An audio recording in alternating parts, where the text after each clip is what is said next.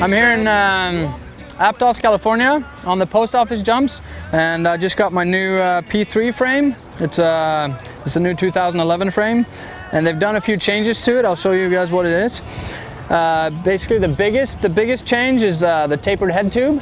Of course they did this to make it stronger, which I like, and it's got a 1.5 size in the bottom and then 1/1/8 at the top. And they also made some changes here by the seat tube.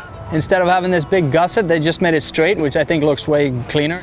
And also the bottom bracket they made a little bit higher.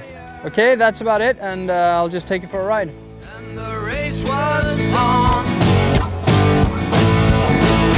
a winning streak, a bittersweet lie.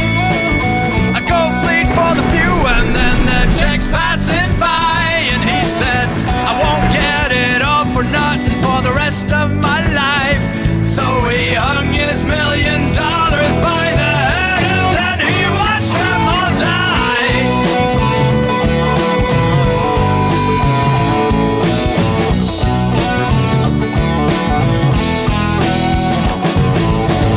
And now,